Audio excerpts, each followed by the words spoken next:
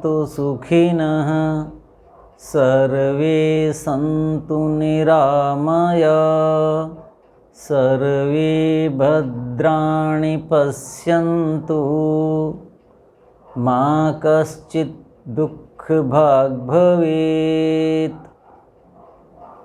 सभ्य सामाजिक गण, हम दही सेवन विधि, दही के सेवन की क्या विधि है, उसके गुण धर्म, उनका हम अधिकतम लाभ कैसे उठा सकते हैं, इस पर विचार कर रहे हैं। आज ये चौथा पाठ। दही के बारे में समाज में क्या धारणा है और शास्त्र क्या कहता है, दही के कितने भेद हैं, दही को किस ऋतु में कैसे खाएं, किस पदार्थ के साथ खाएं, दिन में खाएं, रात्रि में खाएं, ये सब विषय हमने पिछले व्याख्यानों में, पाठों में रखे। अब आगे दही का जो मूल घटक है, मूल जो दही है उसमें कुछ घटक हैं। जैसे एक तो लिबलिबा पदार्थ जिसे आप कह सकते हैं, जो घनीभूत होता है। एक उसके अंदर जल है। जो पूरा दही है या जो लिबलिबा है, पिच्छिल जिसे कहते हैं आयुर्वेद की भाषा में, उसमें एक भाग होता है ऊपर का, जैसे मलाई कहते हैं, और मलाई से नीचे थोड़ा सा। ये तीन उसमें हम अलग अलग घटक मान सकते हैं। उस दृष्टि से आज हम दही पर इस पाठ में विचार करते हैं।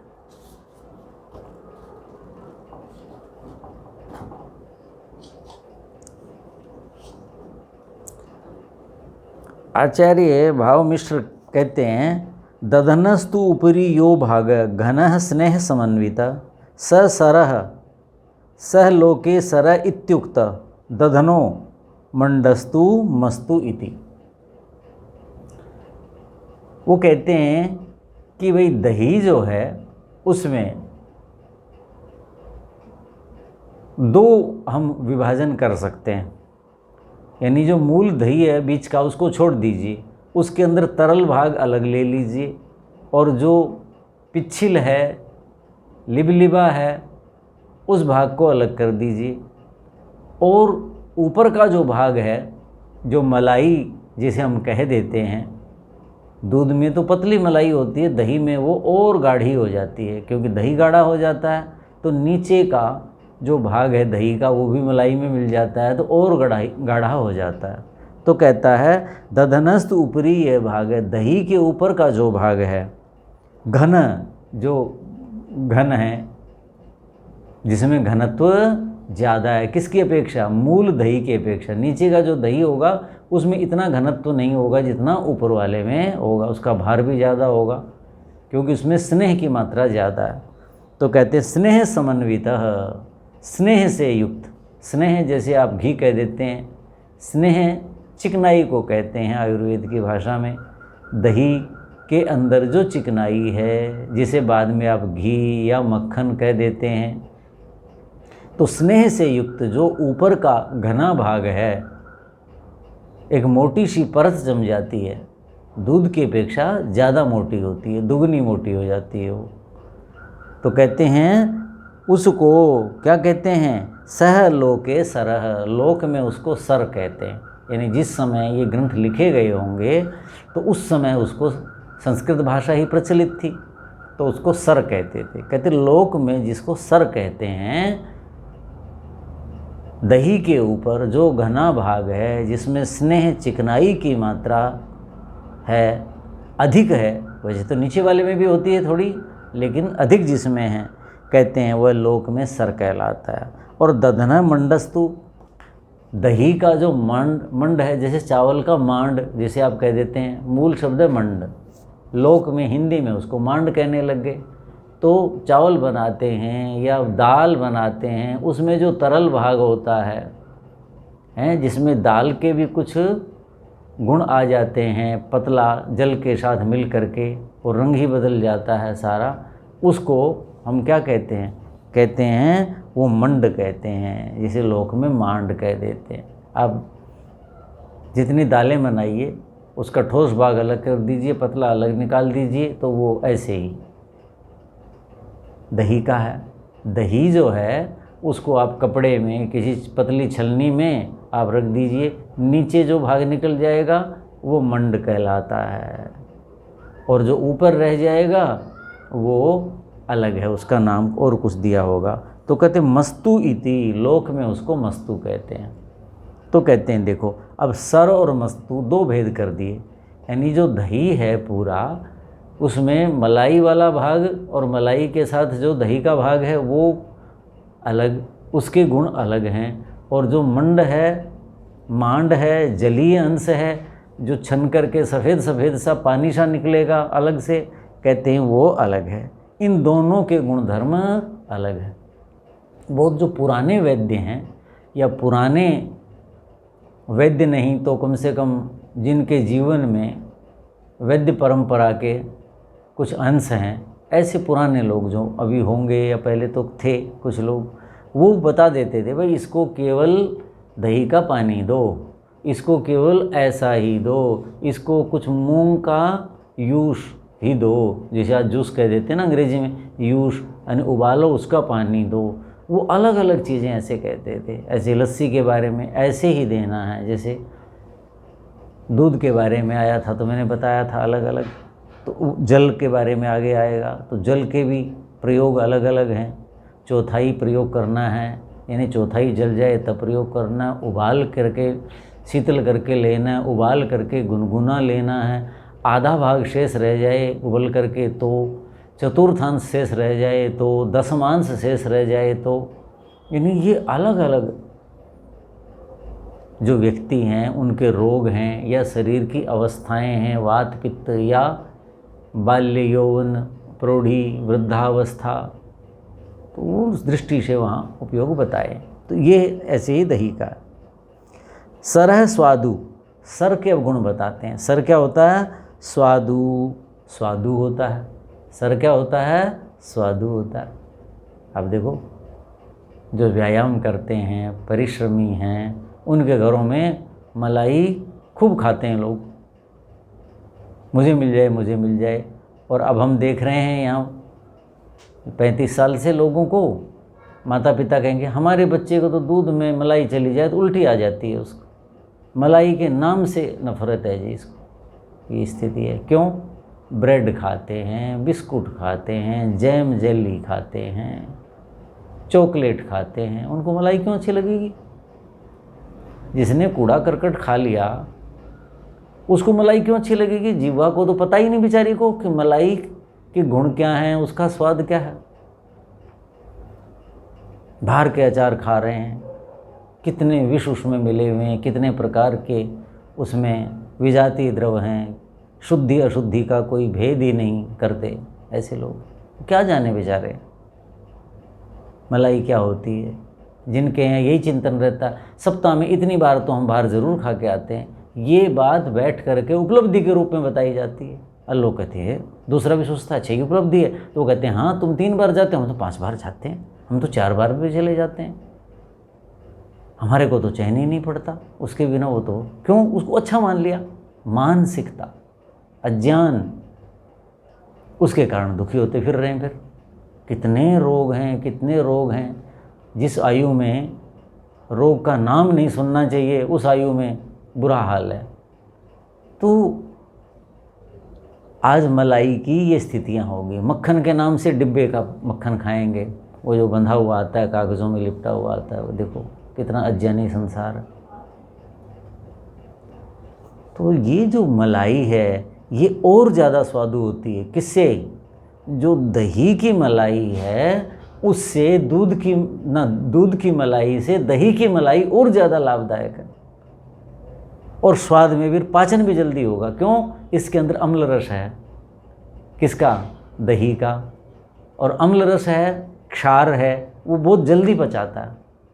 आप देखें, एक तो वैसी मलाई खा करके आप देखें, और एक दही की जो मलाई है, ये सर जो कहा जिसमें हल्का सा दही मिला रहता है गाढ़ी, वो खाएं। कौन सी जल्दी पचेगी? किससे मन अच्छा होगा? फिर जो बच्चे परिश्रमी हैं, बुद्धि का कार्य करते हैं, उनको इसमें गर्मी की ऋतु में खांड डाल के दे दीजिए, सर्दी की ऋतु में गुड़ शक्कर के साथ दे दीजिए, और देखो उनको फिर कैसे पढ़ेंगे, और उनको कोई भी थकान नाम की चीज़ नहीं होगी। जो पढ़ भी लिया वो स्मृति पथ में रहेगा। और आजकल आप देखेंगे, ओहो आता तो सारा था, मैं तो वहाँ पजल हो गया, मैं तो वहाँ पजल हो गई, ओहो ये तो मुझे समझ में नहीं, परीक्षा के बाद ऐसी बातें करेंगे। इतनी ट्यूशन पढ़ रखी थी, इतना सब कुछ था। अरे भाई पढ़ा और सुना ही था ना, धारण तो नहीं किया। जिसने धारण भी कर लिया उसके उपस्थित तो नहीं हुआ। उपस्थित होना चाहिए ना, समय आने पर तो उपस्थित हुआ नहीं, दबा पड़ा रहा ये चीज़। तो ये जब आप करेंगे तो कहते हैं स्वादु, ये स्वादु होता है, ये आचार्य कह रहे हैं। और आज का बच्चा क्या कहता है? इधर उधर की चीज़ें खाने वाला, कहते हमें तो अच्छा नहीं लगता, नाक से ऐसे भौं घोड़ेंगे, नाक से घोड़ेंगे। तो उनको समझाओ, उनको बताओ, बाहर की चीज़ों से रोको। तो सर खिलाइए, दही के ऊपर का भाग खिलाइए, वो स्वादु होता है। गुरु पचने में भारी है। अब मान लीजिए घर में है बच्चा, मुझे याद है कोई 92-93 के आसपास की बात है, एक बच्चा आता था बहुत दूर से, 2 बस बदल के आनी पड़ती थी। तो उसको सवेरे प्रातःकाल सूर्योदय के समय चलना पड़ता था। पहले कस्बे में जाता, फिर वहाँ से इधर आता। तो बताता था, गुरुजी मेरे को तो यहाँ ऐसा रहता है, गुरुजी मेरे को तो यहाँ से मेरी मम्मी मेरे को बादाम भी दे देती है, मेरे को मक्खन भी, मलाई भी दे देती है, गुरुजी मैं क्या करूँ? उठते चल देता था। अरे समय से उठो, व्यायाम करो। केवल खिलाने से कोई बुद्धिमान बन जाएगा? व्यायाम करेंगे, समय से उठेंगे, उठते ही खिला दिया, ये कर दिया। अब उसको तो बहुत पछता नहीं था। क्यों? नाम सुन रखा था ना, बादाम अच्छे हैं, नाम सुन रखा था मक्खन अच्छा है, नाम सुन रखा था घी अच्छा है, नाम सुन रखा था मलाई अच्छी है। लेकिन ये तो गुरु हैं, भारी चीज़ें हैं, ये किसको बचेंगी? जो व्यायाम करेगा, समय से उठेगा, खाने से 2 घंटा पहले आप उठ जाएं, तब बात बनेगी ना।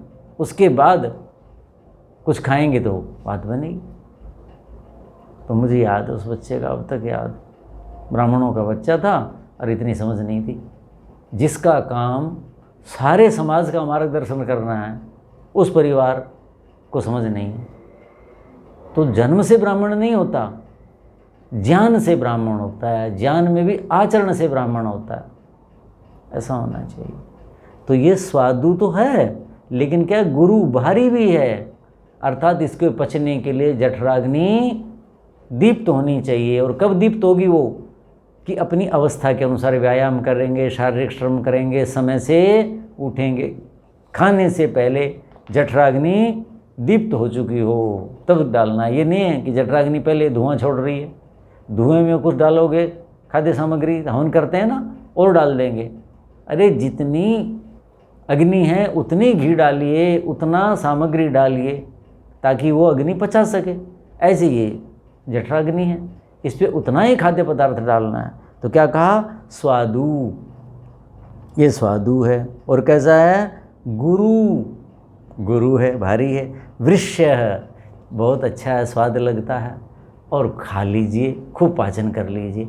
जब खाया स्वाद से और पच गया, उसके बाद क्या होगा? वृष्य 7 धातुओं को पुष्ट करता है, और 7वीं धातु को सबसे ज़्यादा पुष्ट करता है। वृष्य का मतलब क्या होता है? 7म धातु को पुष्ट करने वाला। ये तो ऐसा है, वृष्य है। तो अपने बच्चों को खूब खिलाइए, ताकि जब वो युवा हों तो उनमें संतान के लिए जो धातुएं चाहिए, पुष्ट धातुएं चाहिए, वो उनकी पूरी धातुएं हों, चाहे स्त्री हो चाहे पुरुष हो। अब ये समस्या बहुत आ गई है, बहुत आ गई है। पुरुष और स्त्रियों में दोनों में ही बुरी स्थिति है। देर तक सोते हैं, व्यायाम करते नहीं, ब्रेड बिस्कुट जैम जेली खाते हैं, चटनियाँ खाते हैं, मलाइयों से घृणा करते हैं। मक्खन खाएंगे तो वो कागज़ में लिपटा हुआ बाजार का खाएंगे, तो फिर वृक्ष कहाँ से होंगे? फिर रोते फिरते हैं। जो प्रकृति की चीज़ है उसको मनुष्य दे सकता है कहीं से? नहीं दे सकता। तो उसको आरंभ से ही उसका ध्यान रखें अपने बच्चों का। हाँ, उनकी न सुने कि इसको तो ये अच्छा लगता है, ये अच्छा लगता है, फिर बाद में पछताते हैं, रोते हैं। तो ये चीज़ है। तो वृक्ष है ये खाएंगे तो सातवीं धातु बढ़ेगी। सातवीं बढ़ेगी इसका मतलब पहले वाली 6 तो बढ़ेंगी ही बढ़ेंगी। वात वह्नि प्रणासना, वायु का नाश करेगा। बता रखा है वायु किसको कहते हैं? शुष्कता, रुक्षता, उसका नाम वायु है। तो जिनके शरीरों में रुक्षता है, शारीरिक श्रम करते हैं या वात वृत्ति के ही हैं, उनको ये दही का जो ऊपर का भाग है, मलाई वाला भाग है, वो खूब खाना चाहिए। लेकिन क्या लिखा है? वह्नि नाशना, जिनकी जठराग्नि मंद है उनकी मंद और मंद हो जाएगी। अर्थात वह्नि पेट की अग्नि का नाश कर देता है। तो आई बात समझ में? जैसे मैंने हवन की बात बताई है कि जैसे हवन में अग्नि है उसके अनुसार ही आप आहुति डालते हैं तो वो पूरे समय ऐसे वृद्धि को प्राप्त होती रहती है। और आपने जो आहुति डाली उसको सूक्ष्म से सूक्ष्म करके देवताओं तक पहुंचाती है, वो द्युलोक तक जाती है। अग्नौ हुतम हवि सम्यक आदित्यम अपतिष्ठते। अग्नि में हुतम हवि आहुति दी हुई कैसी? सम्यक, उत्तम रीति से। उत्तम रीति का मतलब क्या हुआ? जितनी अग्नि की सामर्थ्य है उतनी आहुति यदि देंगे तो आदित्यम उपतिष्ठते, वो आहुति अग्नि में नहीं गई, वो अग्नि उसको सूक्ष्म से सूक्ष्म करके आदित्य लोक तक पहुंचाती है। तब है ऐसे ही आपकी जठराग्नि यदि जैसी है उसी के अनुसार आप मलाई खाएंगे दही की, तो वो क्या होगी? वृक्ष 7वीं धातु तक पहुंचेगी। पहले क्या होगा? रस धातु, फिर रक्त धातु, फिर मांस धातु, फिर मेद धातु, फिर अस्थि, फिर मज्जा और फिर शुक्र, जिसे वीर्य कहते हैं। वीर्य का मतलब स्त्री की धातु भी वीर्य है और पुरुष की भी वीर्य है। पुरुष की 7वीं धातु को शुक्र कहते हैं, स्त्री की 7वीं धातु को रज कहते हैं। जी, तो ऐसे करना है, नहीं तो केवल खा लिया और बहुत सामर्थ्य है और व्यायाम नहीं कर रहा बच्चा, अपने शरीर के अनुसार परिश्रम नहीं कर रहा, शारीरिक समय दिनचर्या नहीं है, तो उसकी अग्नि नष्ट हो जाएगी, ये लिखा है। इसलिए बहुत संभल के खाना है। सो अम्ल, वो अम्ल होता है। क्यों? वो मलाई जो थी उसमें अम्ल हुआ, तभी तो वो दही के रूप में बदली, तो अम्ल है। बस्ती प्रशमना, जो बस्ती के रोग हैं जी, तो बस्ती किसे कहते हैं? हमारे जो मल मूत्र के आशय मानी स्थान हैं, जहाँ वो संग्रह होता है दोनों में, और विशेषकर जो है मलाशय, बड़ी आंत कहते हैं, उसको प्रशमन है। उसको ये क्या करता है? वायु का स्थान क्या है? बड़ी आंत है, और उसी से सारे शरीर के अंदर वायु का रोग फैलता है, तो वो वायु का स्थान है। तो अर्थात उसमें जो वायु का जो दोष ऊपर आया था ना, वात समन है, वायु को नष्ट करने वाला है। अर्थात जो बड़ी आंत में खुश्की है, छोटी आंत में खुश्की है, जिनको कोष्ठबद्धता रहती है खुश्की के कारण, या जिनको अपान वायु ज़्यादा बनती है, गुड़गुड़ाहट आदि होते हैं, जिनके बड़ी आंत जो है वो रूक्ष हो गई है, कहते हैं उसके रोगों को शांत करने वाला है। क्या? सरह, दही के ऊपर का चिकना भाग। पित्त श्लेष्म विवर्धन, पित्त और श्लेष्मा को बढ़ाता है। पित्त को क्यों बढ़ाएगा? क्योंकि दही खट्टा होता है तो पित्त बढ़ेगा। लेकिन इसके अंदर क्या है? स्नेह की मात्रा है, इसलिए श्लेष्म कफ की वृद्धि करेगा। और कफ क्या करेगा? शरीर की अम्ल रस भी और चिकनाई है, दोनों कफ की वृद्धि करते हैं। कफ का मतलब क्या है? कि हमारी सारी धातुएं पुष्ट होती हैं इससे। लेकिन जो ज़्यादा खाएगा तो धात में पुष्ट हो लेंगी, उसके बाद जो बचेगा उसके बाद कफ की वृद्धि होगी, अर्थात शरीर में जो है मेद चर्बी बहुत बढ़ जाएगी। उससे शरीर के अंदर क्या हो जाएगा, तरह तरह के रोग पैदा हो जाएंगे, रुकावटें आ जाएंगी। ये कहा। आगे क्या लिखा है, मस्तु जो जलीय भाग है, जैसे कपड़े में लटका दिया दही को और नीचे निचड़ करके जो पतला आ गया। हम छोटे थे, हमें याद है कई बार हम सुनते थे कि भाई इसको दही का पानी पिलाओ, दही का पानी पिलाओ, हजम नहीं होता जी कुछ, इसमें थोड़ा जीरा हींग डाल देना भाई, थोड़ा सा इसमें सेंधा नमक डाल देना, वो दे दो इसको, हजम हो जाएगा। ऐसे मस्तु, तो मस्तु क्या है, क्लमहरा, थकान को दूर करता है, श्रम को दूर करता है। क्यों, कोई व्यक्ति बहुत श्रम करके आया, सब कुछ आया, बड़ी आयु है या बच्चा है बिल्कुल छोटा है या जठराग्नि मंद है, उसको तो सर पचेगा नहीं, दही की मलाई पचेगी नहीं, तो उसको ये पचेगा, और पचेगा तो क्या होगा, तत्काल शरीर का अंग बनेगा, क्योंकि वो तो बहुत देर से पचेगा। गुरु था और ये क्या है, सुपाच्य है, तो ये क्लम थकान को दूर करने वाला है। पोषक तत्व बहुत ज़्यादा है इसके अंदर, तुरंत उस क्या है, वो कफ को ज़्यादा बढ़ाता है, मांस आदि को ज़्यादा बढ़ाता है। लेकिन और जो खनिज लवण है वो इसके अंदर है। किसके अंदर है, जैसे नारियल का पानी है, उसमें खनिज लवण है। जैसे हम किसी को उल्टी दस्त हो जाते हैं, कुछ हो जाता है, तो क्या देते हैं, ORS का घोल कहते हैं, ये क्या है, खनिज लवण मिलाते हैं। ऐसे ही हम अपना बनाते हैं। जैसे कोरोना में बहुत लोग बीमार हुए, बहुत बुरा हाल हो जाता था, तो बहुत लोगों ने बताया डॉक्टर साहब पिंडलियाँ जलती हैं, तलवे जलते हैं, बेचैनी होती है, चैन ही नहीं पड़ता। तो मैं उनको बताता था कि ये इतनी इतनी चीज़ें उसमें डालो, कि भी मुनक्का डालो, उसमें किशमिश डालो, उसमें अंजीर डालो, उसमें नींबू डालो, ज़रा सा उसमें जीरा, थोड़ा सा धनिया, थोड़ा सा पुदीना, थोड़ा सा सेंधा नमक, 1 गिलास में पौना आधी चम्मच खांड डालनी है, और नींबू करके और फिर ऐसे आपने उसको बनाना है। एक फार्मूला मैं बताता था उनको। तो उसके बाद 1 दिन 2 दिन के बाद ही लोग कहते हैं जी बहुत फ़र्क हो गया। ये क्या है, ये खनिज लवण है, उनका अभाव हो गया था। तो जिनको उल्टी दस्त है उनको ऐसे बताया करता हूँ अलग अलग समयों में। ऐसे ये मस्तु है, मस्तु में सारे खनिज लवण होते हैं। नारियल तो केरल वालों का, समुद्र तट वालों की चीज़ है, यहाँ की चीज़ नहीं है। यहाँ के लिए मस्तु, इसका सेवन करें। इसमें फिर कुछ चीज़ें हम मिला सकते हैं, पाचन शक्ति मंद है तो कहते हैं क्लमहर, ये थकान को दूर करने वाला है। बल्यम, ये बल देने वाला, ये क्या है, बल्यम, बल देने वाला है। अब देखो तुरंत थकान कब समाप्त होगी, जब शरीर में खनिज लवण जाएंगे और जहाँ जो जो आवश्यकता है।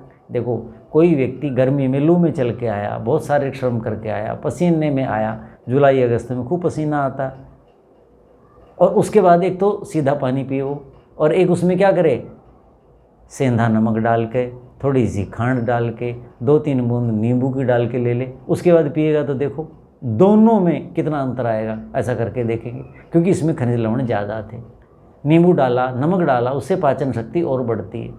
और मैंने अभी पीछे बताया था जो हम बनाते थे जलजीरा, वो तो लंबी चीज़ है, खर्च वाली है, और ज़्यादा क्षीण है, उनको हम 2-3 दिन ये पिलाते थे, थकान हो जाता था। ये ग्लूकोज की बोतलें चढ़ती हैं, ये चढ़ती हैं। मैंने कहा वहाँ जाओगे हज़ारों रुपयों का बिल आएगा, और परिवार दुखी, रिश्तेदार दुखी, मित्र दुखी, क्या हो गया, कैसे हो गया, ये सब कुछ है। मैंने कहा भाई ऐसे कर लो।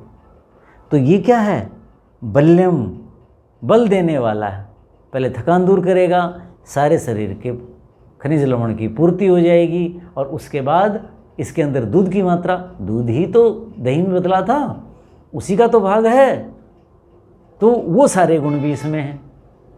लेकिन दूध की अपेक्षा जल्दी पचेगा, क्यों, इसके अंदर रासायनिक परिवर्तन हो चुका है, इसलिए अम्ल और क्षार की वृद्धि होगी, तो ये जल्दी बल देगा। लघु, अभी मैंने बताया था, बहुत जल्दी पचता है। तो जो क्षीण काय हैं, बीमार हैं, वृद्ध हैं, मुझे अब ध्यान आ रहा है, हमारी माता जी को आखिरी समय में कुछ भी नहीं पचता था, बहुत शरीर क्षीण हो गया था, तो उनको लस्सी का पानी दिया जाता था, बहुत समय तक। पिताजी कहते थे कि भाई ये देते रहो, इससे ये जो है ना प्राण नहीं जाएंगे, उठ नहीं पाएंगे बहुत ज़्यादा, इससे वो नहीं हो पाएगा, बल नहीं आएगा, लेकिन शरीर क्षीण हो जाएगा। लेकिन ये नहीं होगा कि कुछ भी नहीं खा रहे हैं इसलिए प्राण सूख गए, इसलिए प्राण शरीर को छोड़ के चले गए। और उनको ऐसे बहुत समय तक ऐसे खिलाया रहा। क्यों? कि ये सुपाच्य है। और क्या है? इसमें खनिज लवण है। जो शारीरिक श्रम नहीं करता, बिस्तर पे है या कुछ है, अपचन का शिकार है, ऐसे व्यक्ति को लिए बहुत अच्छा होता है। तो ऐसे मैं यहाँ कई लोगों को बताया करता हूँ कि भाई इसको खूब रिड़को, दही को इतना ज़्यादा रिड़को, इतना ज़्यादा रिड़को कि बहुत ज़्यादा, और सफ़ेद पानी बना के दो फिर उसको। तो ये सार सीधा ही निकला हुआ है, वहाँ हम लस्सी रिड़कवा देते हैं। तो ये और ज़्यादा गुणकारी है। क्यों? इसके अंदर वो ठोस भाग तो आया नहीं, जो उसका था वो तो ऊपर ही रह गया, और सारे गुण आ गए। तो ये कहा ये लघु हल्का है, बलकारी है, थकान को दूर करने वाला है, भक्त अभिलाषकृत, जिसको भूख नहीं लगती। भक्त कहते अन्न को, अन्न की अभिलाषा पैदा करता है। रोटी अच्छी नहीं लगती जी, मुझे तो एक भी नहीं खाई जाती, आधी भी नहीं खाई जाती जी, मैं क्या करूं। ऐसे जो लोग हैं, ऐसे जो लोग हैं उनके लिए है ये। कहता है भक्त अभिलाषकृत, अन्न की अभिलाषा बढ़ाता है, अन्न खाने का मन करता है। इसका मतलब क्या हुआ? जठराग्नि को बढ़ाता है, शरीर में शक्ति देता है। जिन अंगों से पाचक रस निकलने हैं, जो अंग पाचक रस बनाते हैं, उन अंगों को शक्ति देता है ना। तो इसलिए क्या होगा? वो अंग प्रबल होंगे, उनसे पाचक रस ज़्यादा बनेंगे तो भोजन की अपने आप मांग हो जाएगी शरीर में। तो ये ऐसा करता है। स्रोतो विशोधनम। अब दही क्या है? देखो, अभिसंधि है, बताया था, रुकावट पैदा करता है जोड़ों में। जिनके जोड़ों के दर्द हैं और कुछ है, उसको कहेंगे दही मत देना जी। जिसको चोट लग गई उसको क्या लिखा था कि उसको सोथ सूजन होगी और कुछ घाव हो गया, देर से ठीक होगा। यहाँ क्या लिखा है? इसको स्रोतो विशोधनम, क्योंकि वो अभिसंधि है, वो रुकावट पैदा करता है रसवाहिनी रक्तवाहिनियों में। और ये क्या है? सारे स्रोतों को शुद्ध करता है। इतना अंतर है देखिए, क्योंकि वो घटक अलग अलग हो गए। तो ये जो मस्तु है, जिसे मांड कहते हैं, ये जो दही का पानी निचड़ा हुआ है, कपड़े से नीचे आया हुआ, और कपड़े में ठोस तो नहीं कह सकते, लेकिन घना भाग जो रह गया, कहते हैं उससे शेष जो गिरा हुआ है, ये स्रोतों को शुद्ध करता है। अब जिसके शरीर के स्रोत शुद्ध हो गए, उसको रोग कहाँ से रहेंगे? रोगों का कारण ही क्या है? स्रोतों में रुकावट, आयनों में रुकावट। तो स्रोत जिसके शुद्ध हो जाएंगे, उसके लिए तो पंचकर्म करवाने पड़ते हैं, कितनी चीज़ें होती हैं। तो ये कहा कि स्रोत को शुद्ध करने वाला है। ह्लादी, कई कहते हैं ना ये खा लो, दे दो जी, थोड़ा सा देख लेते, खा कैसा लगा, बस ऐसे। ह्लादी ये क्या करता है? मस्तु का यदि सेवन कर लेंगे, मंड का यदि सेवन कर लेंगे, दही का जो टपका हुआ रस है, सफ़ेद पानी है, उसका सेवन करेंगे तो आपको ह्लाद होगा, प्रसन्नता होगी। जैसे कोई चीज़ खा करके आहा बहुत अच्छा लगा जी, बहुत अच्छा लगा। गर्मी में आप तप के आए हैं, शीतल हो गए, फिर आपको कोई शरबत पिला दे, सत्तू का, बेल का शरबत पिला दे, कितना अच्छा लगेगा। आहा कैसा लगा जी? अरे भाई मन प्रसन्न हो गया। ह्लाद पैदा करता है, मन को प्रसन्न कर देता है। ऐसा है ये। कफ तृष्णा अनिल अपहम। अब देखो, लघु है, सुपाच्य है, और चिकना भाग ऊपर रह गया, लुबलुबा भाग ऊपर रह गया। तो ये क्या है? कफ को दूर करेगा। अर्थात जो मोटे हैं, जिनके शरीरों में रुकावट है, जिनमें जोड़ों के दर्द हैं, जिनको दही खाने का निषेध है, वो इसका सेवन करेंगे, मस्तु का, मंड का, इस जलीय अंश का। तो क्या होगा? उनका कफ दूर होगा, अर्थात लाभ मिलेंगे पोषण वाले सारे। लेकिन जो कफ से होने वाले दोष हैं वो नहीं होंगे। तो कफ अपहम का मतलब क्या है? शरीर में कफ तो रहेगा, लेकिन जो कफ की अधिकता शरीर को कष्ट देती है, जिससे हमें भारीपन लगता है, जोड़ों में इन में भारीपन आता है, वो नहीं आएगा, आचार्य ये कहना चाहते हैं। और तृष्णा अनिल अपहम, कफ अपहम कफ को दूर करने वाला है। तृष्णा प्यास को, प्यास क्या है, आप देखो ना कि इसके अंदर सारे खनिज लवण हैं, सारे खनिज लवण हैं। आप गर्मी में बहुत प्यासे आ रहे हैं, कहीं बहुत शारीरिक श्रम करके आ रहे हैं, और इस पानी में हल्का सा मीठा मिला लीजिए, हल्का सा नमक मिला लीजिए और लीजिए। जैसे नारियल का पानी पीते हैं सारे पोषण देने के लिए, जैसे शिकंजी बनाते हैं और तरह तरह के शरबत बनाते हैं, या ORS का घोल बनाते हैं बच्चों के लिए, उल्टी दस्त हो गए भाई पोषण दो, शरीर में कमी आ गई, तो वो जो कमी आती है शारीरिक श्रम से किसी भी प्रकार से, और उस समय जो प्यास लगती है उस प्यास को भी ये दूर करेगा, यानी जलीय पूर्ति भी करेगा और पोषक तत्वों की भी पूर्ति करेगा। तो तृष्णा अपहम का मतलब है प्यास को बुझाने वाला। अनिल अपहम, अनिल कैसे कहते हैं, वायु को, वायु अर्थात इसमें क्या है, तरलता का गुण है। हम केवल जल का सेवन करेंगे, प्यास तो बुझ जाएगी लेकिन वायु नहीं होगी, अफारा हो जाता है। कई बार आप बहुत प्यासे हो, दूर से चल के आए हो, शारीरिक श्रम किया है, जिस जल में नमक है, मीठा है, या ऐसे जलजीरा है, या नारियल का पानी है, शिकंजी है, जिसमें हम पोषक तत्व मिला देते हैं, कुछ न कुछ खनिज लवण, वो वायु को नहीं होने देते। अकेला पानी पिएंगे प्यास तो बुझेगी लेकिन उसे अफारा हो जाता है कई बार। तो ये जो जल है वो क्या करेगा, प्यास बुझाने के साथ साथ आपके अंदर वायु पैदा नहीं होने देगा, और पहले से जो रुक्षता है, अनिल है, वायु है, रुक्षता है, उसके कारण जो तंगी आई है उसको भी ये दूर करने वाला है। तो इसका कुछ भाग जो मस्तु का कुछ गुण आगे भी हम बताएंगे, अगले पाठ में भी बताएंगे। आज का पाठ हम यहीं समाप्त करते हैं, शेष चर्चा हम आगे करेंगे। ओम शांति शांति शांति। ओम।